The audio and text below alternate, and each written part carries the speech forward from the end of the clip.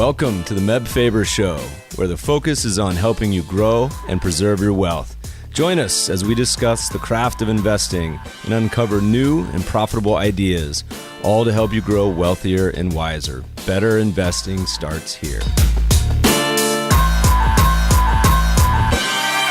Meb Faber is the co-founder and chief investment officer at Cambria Investment Management.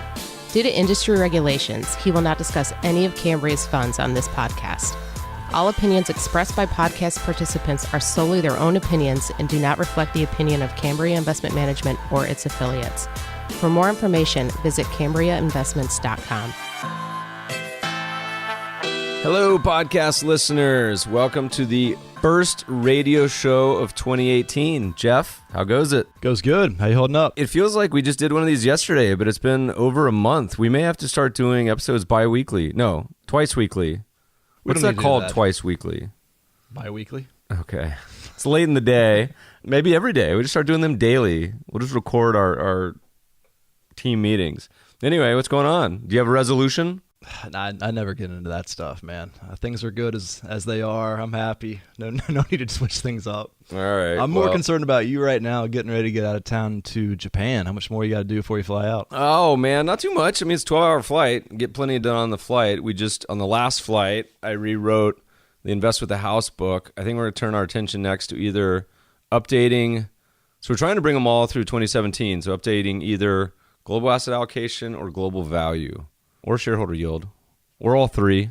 What do you think is more timely? I think people would probably like global value the most because it's been at least 4 years, 5 years maybe, since we did it. Lots changed in that time.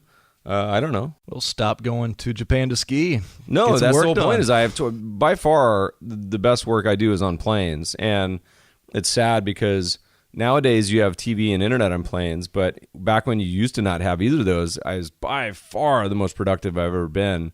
Although the last plane flight I just took, the stewardess, we were coming over the Rockies back to LA from home over Christmas, and the stewardess said she's been in the business for over 10 years, the most turbulent she's ever experienced. Stuff was flying in the air. People were screaming and cursing and crying and praying. It was out of old airplane movies. I flew back on a connector from Atlanta with a hell of a lot of UGA fans who were flying out here for the game. And as we landed, they launched into an impromptu Georgia chant. Go Dogs! The entire plane erupted. I had a bunch of Sooners when I was flying.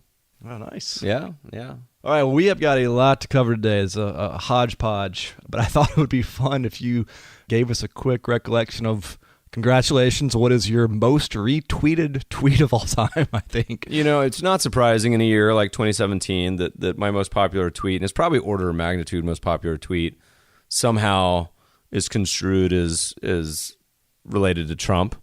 And I forget the exact words, but I said along the lines of, for the first time in history, we're going to finish the year with the stock market up every single month. And so sure enough, this is the funny part. This explains so much about society and the way news is consumed and repurposed. If you go read the responses to the tweet, they're in like one of four categories. It's either my Democratic friends being like, thanks, Obama. You know, you set the stage for this amazing economic boom. Or it's MAGA. And someone saying, you know, Trump, see, this is all because of Trump. And the third category is, of course, like the gold bugs who say something along the lines of, you know, it's the Fed and it's manipulated and it's all some sort of scheme. And it's just kind of funny because if you go back to my tweet from election night, my takeaway is that the politics has nothing to do with it. Well, to clarify, your tweet didn't mention anything about president's politics or whatnot. It was simply the market being up, right? And so everyone just wants to construe it for whatever political sort of topic they want. But the tweet when Trump was elected, I said, you know, look, and I can't remember if I said it before or after the election, but I said the person that wins the election is totally inconsequential. Mm-hmm. However, it is humorous to me that despite all of the sound and fury the past year and politics and everything else, just news flow, everyone going kind of insane, you had the smoothest stock market year in history, you know? And it seems to be continuing. By the way, if we finish up January, we're knocking on the door for the longest months in a row streak ever, which was, I have it as 15 in the 1950s. Other people has it as 12. So we're either at the longest streak ever or getting ready to cross the longest streak ever. So how do you personally interpret that? Totally meaningless. You don't see no, this as... Look, bull markets, if you go back to my old paper where the black swans hide, you basically come away with the research that bull markets, uptrends are low volatility. And you can go through these periods of years where there's just not that much volatility. And this has happened numerous times over the past century. Granted, it's particularly unique right now, particularly kind of extended, but you have seen these long periods. Now, what happens is when markets move into a downtrend, and we've shown this in dozens, if not 30 plus markets around the world, equities, bonds, everything, commodities being the only exception, was that markets were much more volatile when they enter a downtrend than when an uptrend. And the reason is simple, is that people react totally differently to losing money than to making money. They use a different part of their brain. Scientific studies have shown this in markets. I forget the exact statistic, how much more volatile they are. So that's one of the reasons you always see the worst days always happen in downtrends, but also the best days. And it's called volatility clustering. So that's one of the reasons trend following works, is you avoid those periods. So you have a year like last year, which is in an uptrend, and so it's mellow, calm, chill, until it's not. And then you see a downtrend where everyone starts to freak out. But do you see this streak of consecutive months up? Do you see this more as a bullish indicator of sustained momentum in one direction, or do you fall in the other camp of it's being stretched too far, it can't sustain, it's got to pull back? The former is correct. I think in an uptrend, it's everything you want to see. It's making new highs. Everything is copacetic.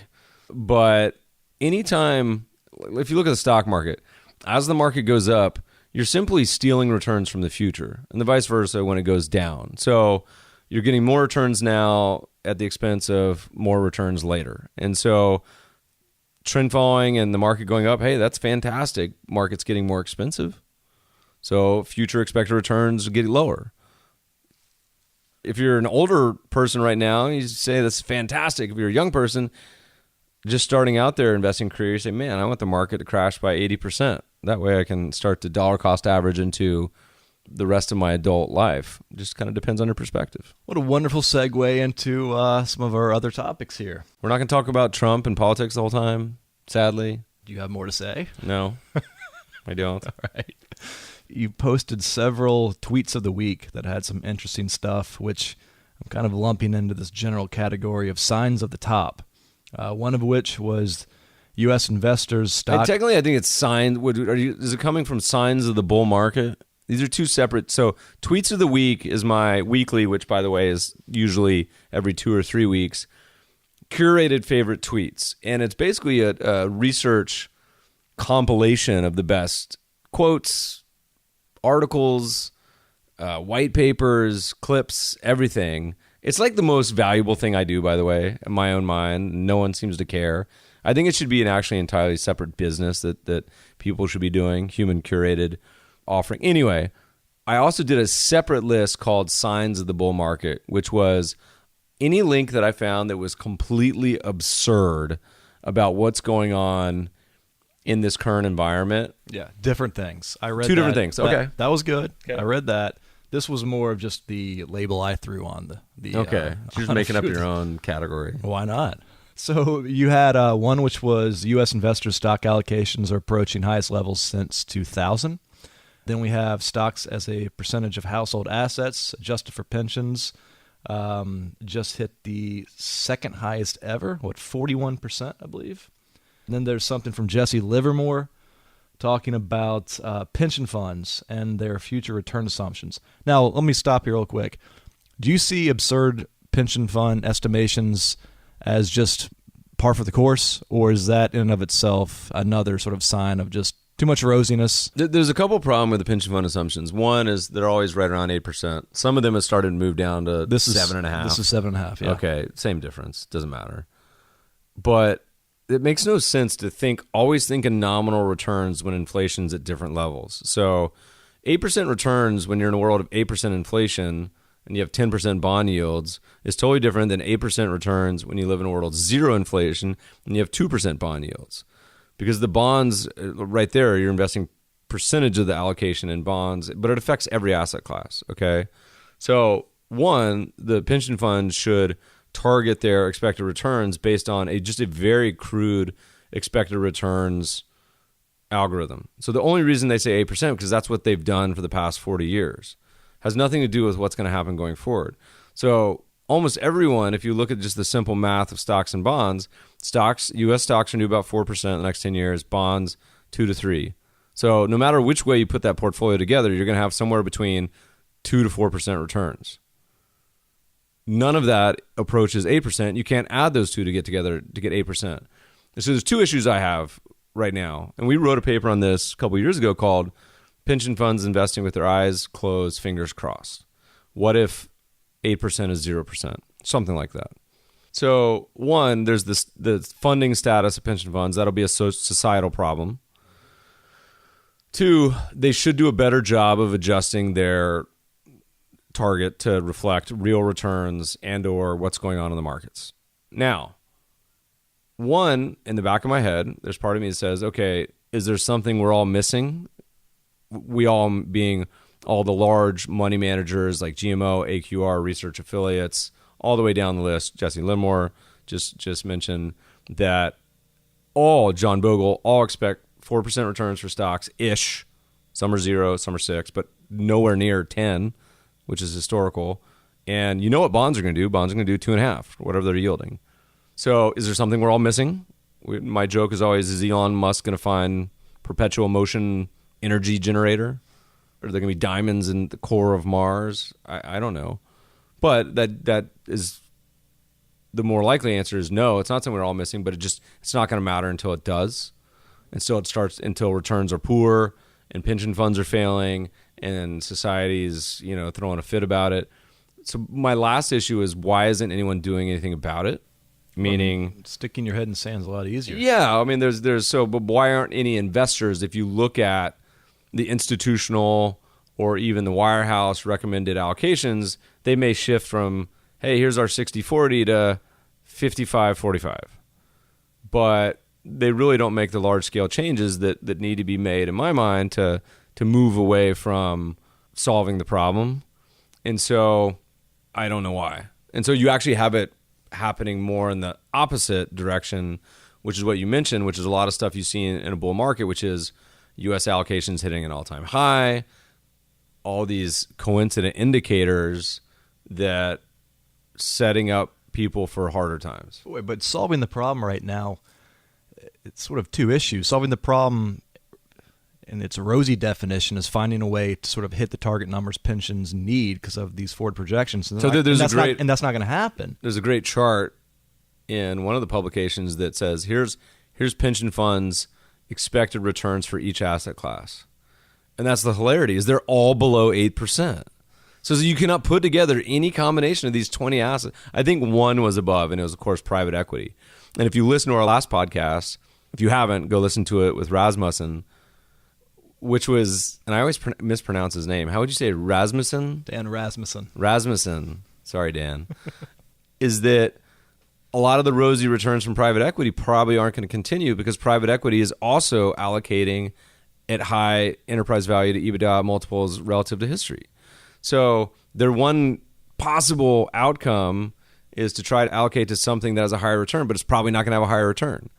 So there's a lot of simple answers to these problems, like most things, but no one's going to do it because it's career risk. It involves, for example, for the pensions funds, having to go fund them to a higher funding percentage. There's all sorts of terrible takeaways that most people, it's like going back to going on a diet or something like that. It's just like take your medicine. See, I was about to say that exact same thing. We're so in touch. It reminds me of Arnott. If you remember, we had him on.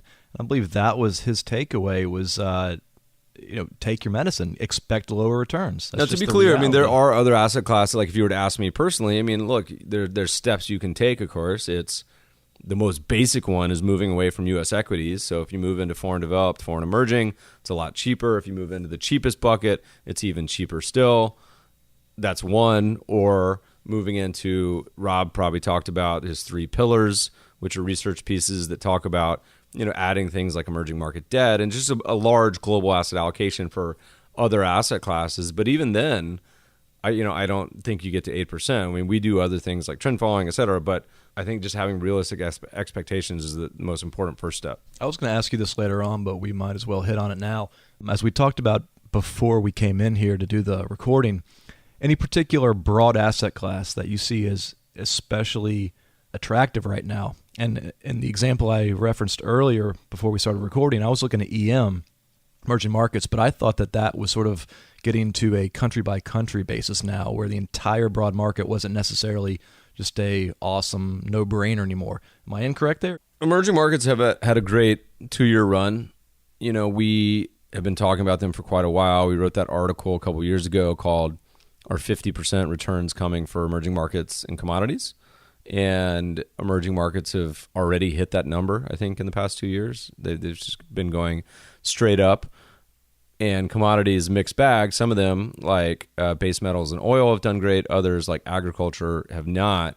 But if you look at the valuation, it depends on how you weight them. But if you did a market cap weight, I think the PE is around 15. For developed, it's around 20, 22. And then for U.S., it's like 32. So still a lot cheaper. And historically, there's no real reason there should be a premium of one than the other. Now, emerging markets are up, but what would I be most excited about, the same thing we've been talking about for forever, is the cheapest quartile of stock markets. So that's 12 out of 48 or 45-ish investable developed markets and emerging. And that gets you to a P ratio of 12. And they were up huge 2017 and 2016. So they were at a PE of like 9 or 8. But because they've gone up so much, they're now up to a stratospheric 12. But that's 12 versus, that's still half of probably developed and almost a third of the U.S. Well, so if we pull back from a relative comparison of these markets and look at it just on a straight absolute basis. 12 is super cheap. I was about to say, let's say you inherit $1 million. Are you actively going to dump that million into this bucket with a PE 12 and be excited about it? Or are you going to hold off? That's a totally separate question. Why would I just dump everything? So for example, we have our Cambria's retirement 401k or whatever our retirement plan is that we just started like a year ago, which can only invest in Vanguard because that was like the cheapest. All of mine just dumps into emerging markets. I would love to invest in our global value fund, which is, I think, superior, but it's not a choice, of course. So it just automatically goes all into emerging markets. Put all mine in Bitcoin. Okay. All right. So yeah, I mean, on an absolute basis, I mean, historically, normal PEs are 15 to 20, and then anything below that's cheap, and anything above that gets to be expensive. But that's kind of the normal range. So 12 is, and particularly, it's because it's so funny because people want to justify whatever they want to justify. Say, no. Well, PE doesn't work. Look at what U.S. stocks have done. I said, well, what about the other 44 countries around the world? Somehow it doesn't work in the U.S., but it does. What for some reason other countries are still this interest rate environment trading at 10 PEs. People going back to the Trump, they fit their beliefs to any narrative they can think of. Confirmation bias. Yep, exactly. All right, circling back to where we were a moment ago, we were discussing the potential signs of a top year. That kind of bleeds into what the market's going to be for 2018. One of your recurring pieces is what you're doing with your own money and your own asset allocation. I would assume you'll update that sometime soon, given 2018. You want to give us a preview? Oh, that's the beauty of an automated process. There's really nothing to update. So for just an overview for the investors who aren't familiar, so I publish my financial situation, my broad allocation.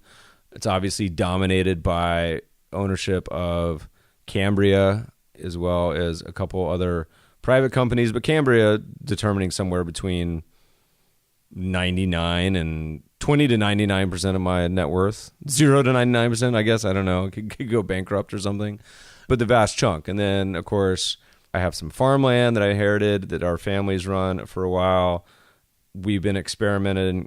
I've been experimenting with angel investing since 2014. That's a relatively small portion, but But the vast majority is in public investments, of which it's all in the Trinity portfolios. And I don't even look at that. That's the beauty is that of an automated solution. I don't know why anyone would ever use anything else, honestly. And I don't care if you use Vanguard, Betterment, Schwab, whatever. It's just so easy. It's so simple. It's optimized. It's low cost. It's tax efficient. It's everything you want. Obviously, I prefer our Trinity portfolios to what those shops are doing, but those aren't bad either. So I just continually add money to those and take it out as needed. The one difference was last year I mentioned I have an allocation to tail risk and strategies, and I would add more to that after a year like last year. That's 10% of the publicly traded assets. I would be totally open to taking that up to 20. But I think the trigger for me would be moving into a downtrend because, like as we mentioned earlier, all of the historical volatility kind of switch occurs after the market moves into a downtrend. So what are you going to consider a downtrend? What you market long-term move? moving averages, so something like a 200-day, 10-month moving average. And I don't know that it has to be specific. And look, if it gapped down 20% overnight, like in 1987, I wouldn't add it then. But as we are existing in this environment of some of the lowest volatility on record and the stock market just kind of moseying on up, adding the tail risk, and the reason, and we've talked about this a lot on the podcast and blog posts before and research papers, is that the tail risk allocation to me is a very personal choice where it's not necessarily fit for everyone because a lot of people, I think there's a lot of steps you can make before you would want to do tail risk, but for someone particularly in the asset management industry, I think it makes even more sense.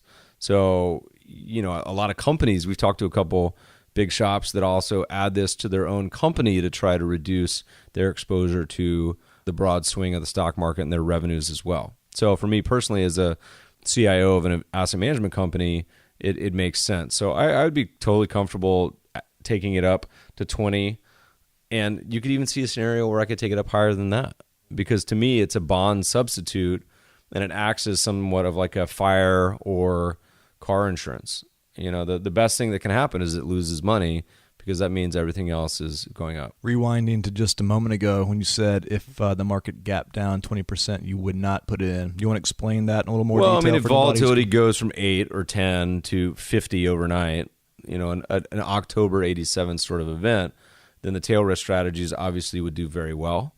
And the tail event has happened. Now, when are people probably most likely to add to tail sort of insurance? Is of course they're going to wait for it to happen and then do it. When would most people probably go buy earthquake insurance? Well, after earthquake happens, because it's fresh in their mind and it's a very rare event. So look, and to be honest, and by the way, I guarantee you that I probably have more invested in sort of tail risk sort of allocation than 99% of the people in the country, if not 99.9%. This is an outlier belief. It is not a common, widely held belief. To what extent have you done any studying of an initial drawdown and then the ensuing continued drawdown? The idea being, let me challenge that if you miss the 20% drawdown, it's not worth your time.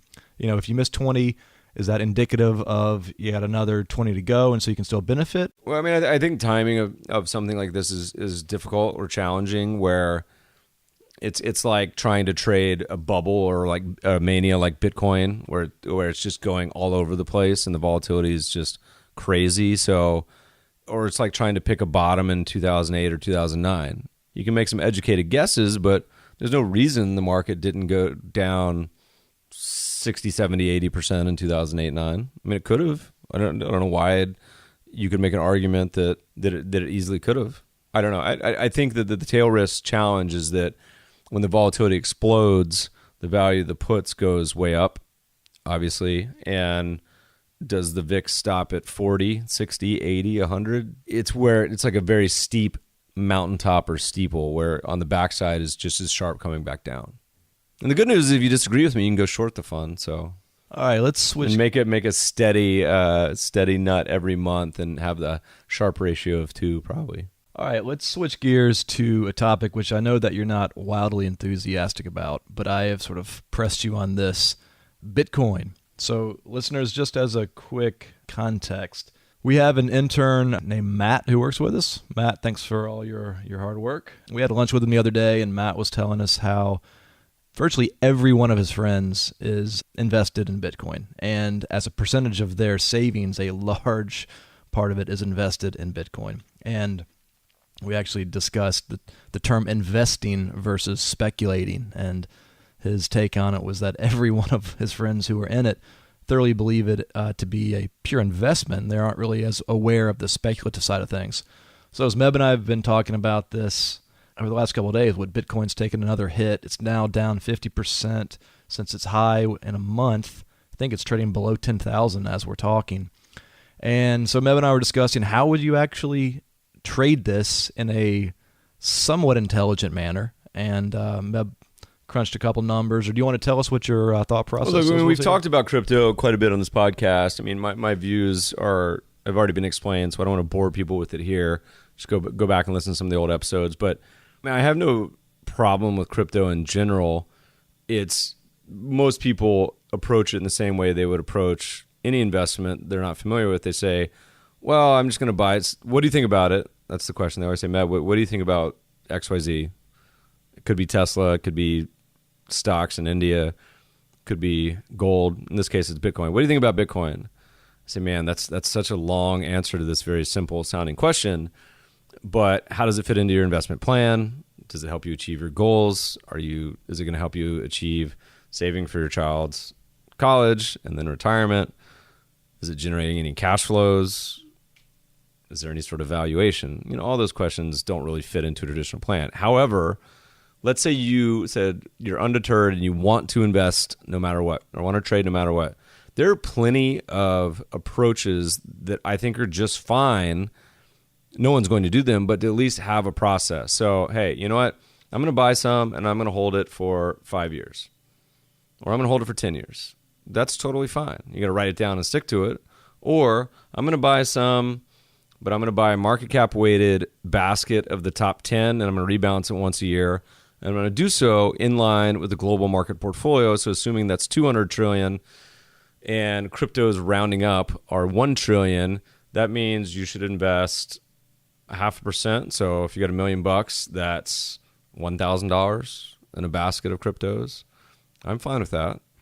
As a hedge against somehow the global monetary system, I wouldn't do any of it. But lastly, if you're going to own it, if you're going to buy it, you could use a trend following approach. And we've modeled these out. We should probably publish the blog, but overlaying a 200-day, 50-day, it's so fast and volatile, something shorter like a 10-day, they all work. So the way that trend following has always worked, they reduce volatility and reduce drawdown. Now, because it's so ridiculously volatile with vol up around 50 to 70 or something insane, you have drawdowns on Bitcoin already of 89% or whatever it is. But you remember that's what stocks did in the 30s. Over what parameter? No, that's just buying and holding it.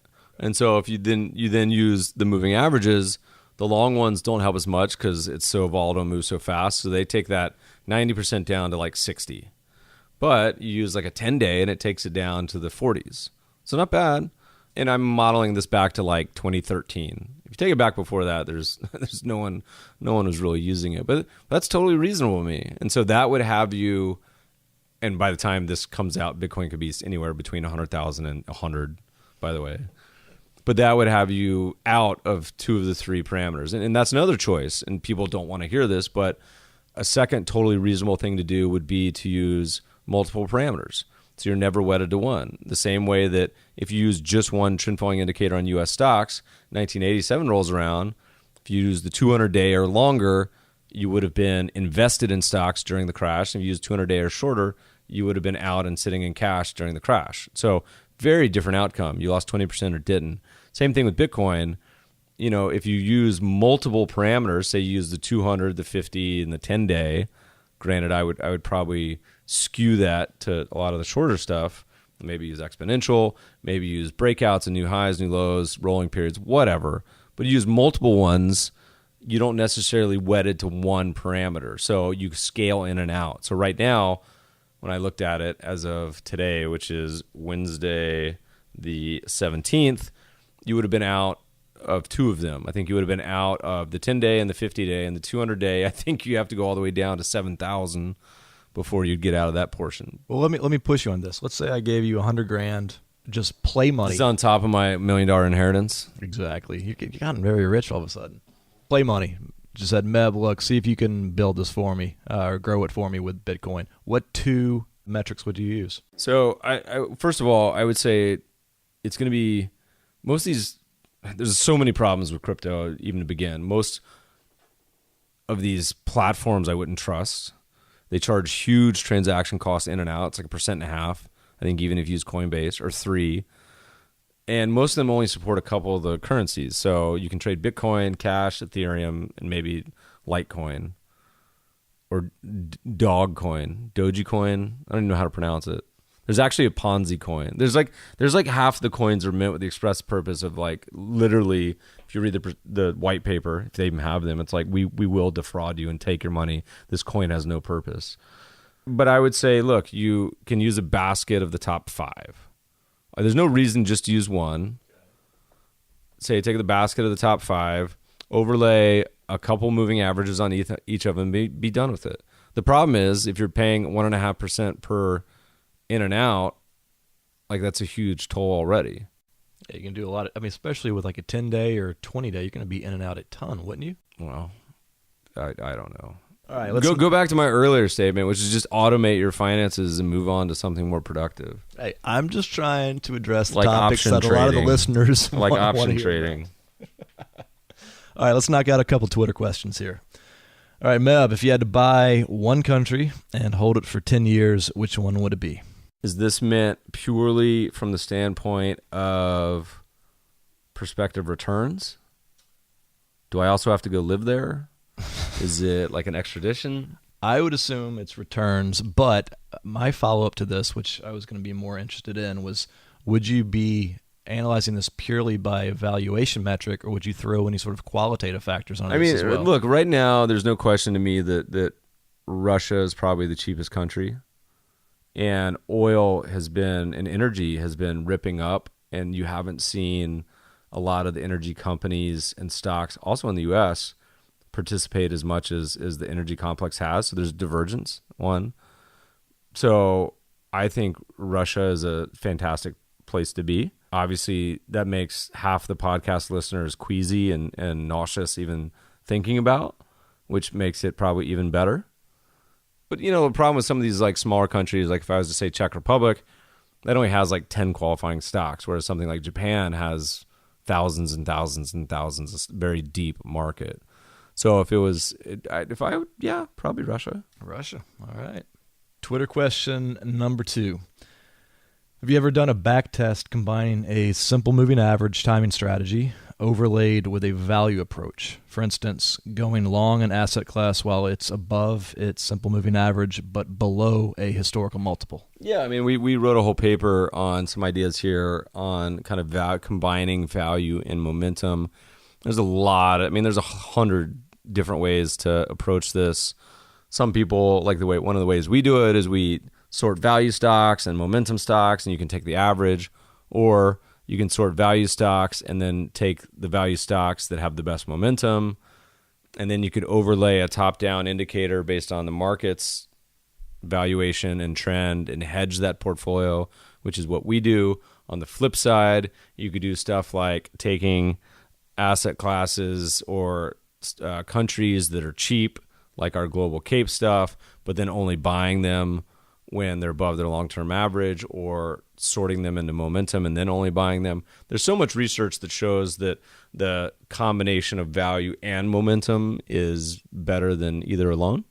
And so that just how you apply it or how you implement it, I don't think necessarily matters, but that's our buds. Steve Sugarroot's favorite setup is cheap hated and entering an uptrend. So there's a lot of stuff that, not as much stuff that's cheap and hated and not in an uptrend yet. It's almost all in some form of the commodity complex. So we did our annual what should you ask for in your Christmas stocking last couple years. And this year we didn't do it, and it's what's been down multiple years and truly hated. 2 years ago is coal, which went up a ton, uranium, which went up a pretty good amount. It was like 20 or 50% or something. It pops and then it It went way up. It came back down, then it went up again. And this year, I didn't publish anything, but it would probably be anything in the agricultural space. That's been getting crushed for years, but not in an uptrend yet. But so much of the world is in an uptrend now.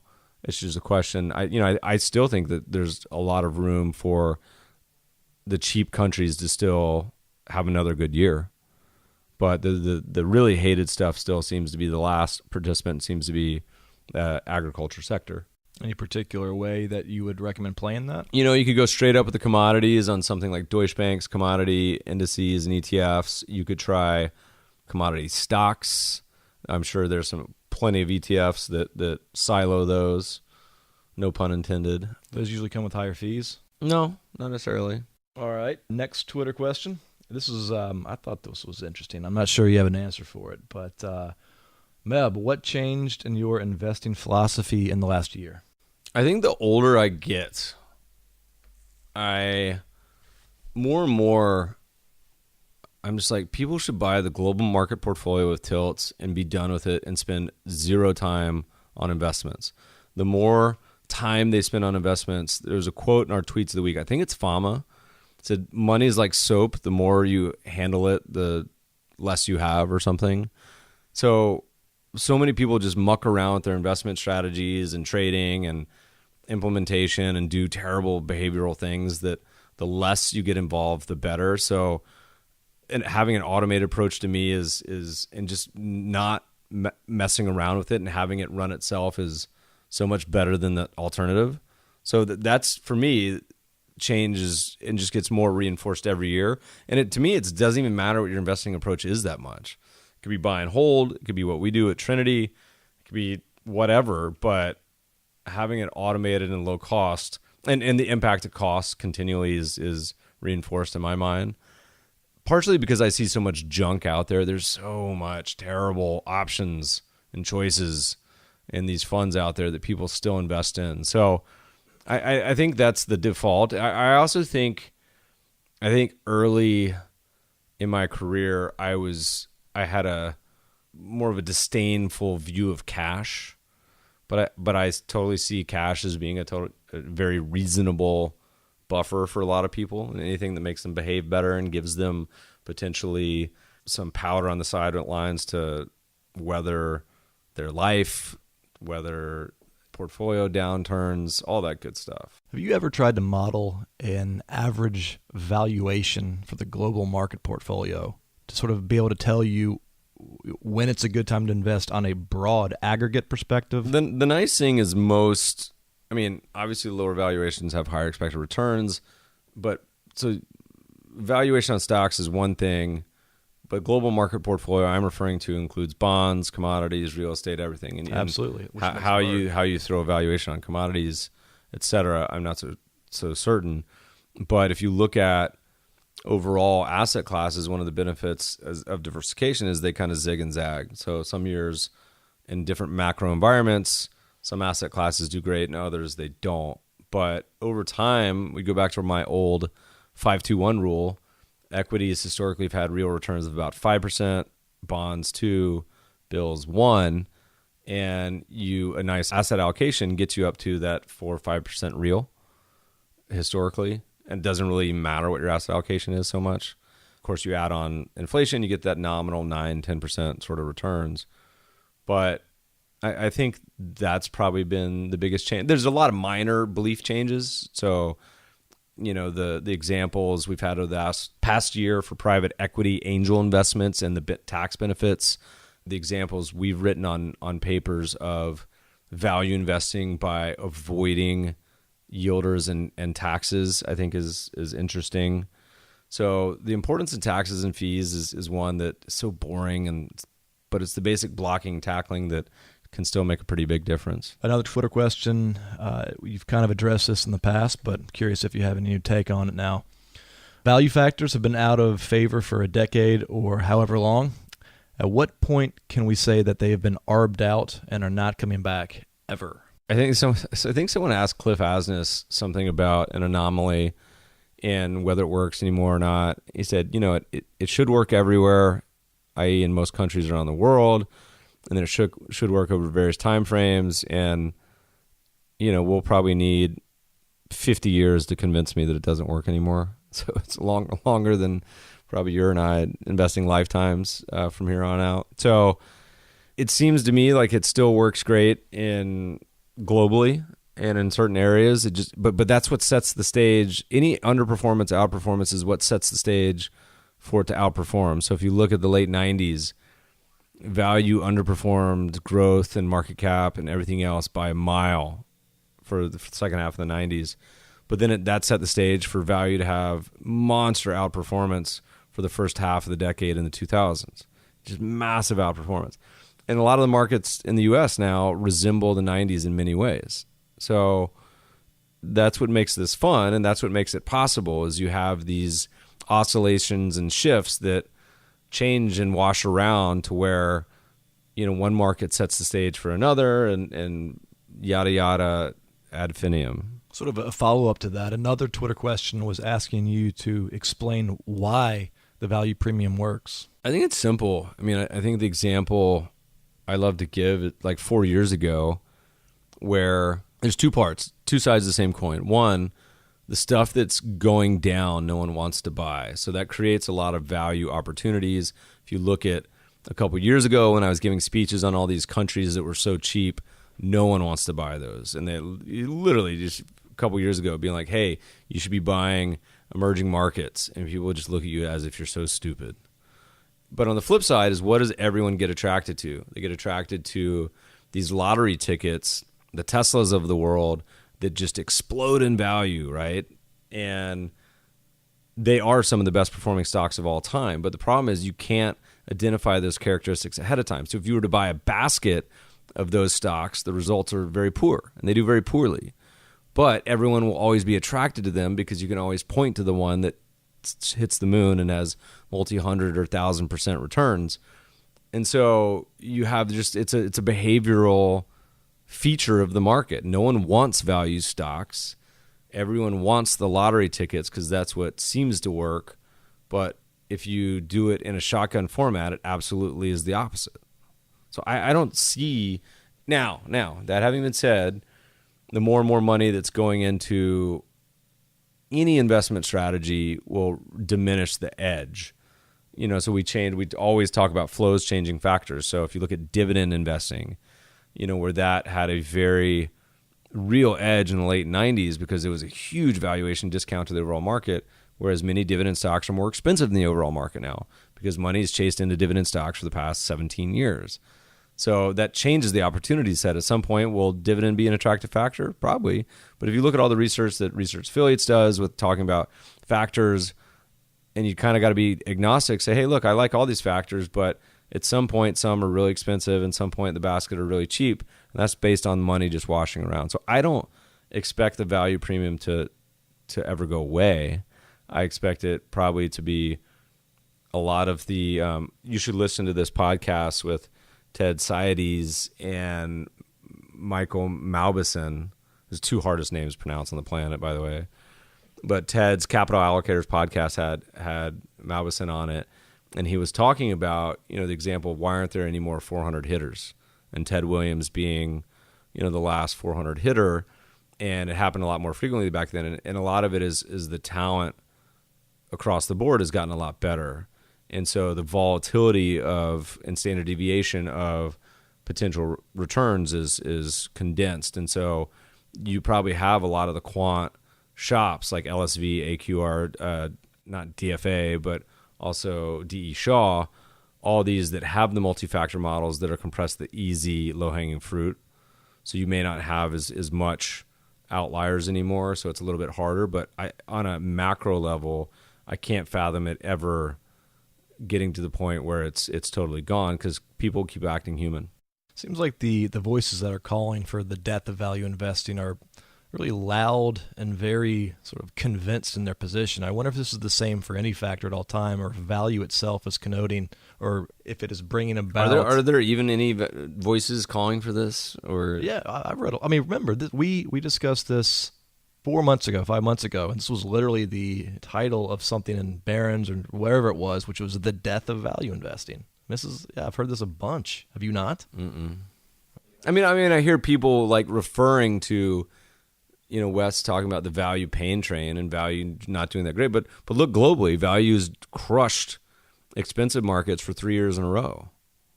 Okay.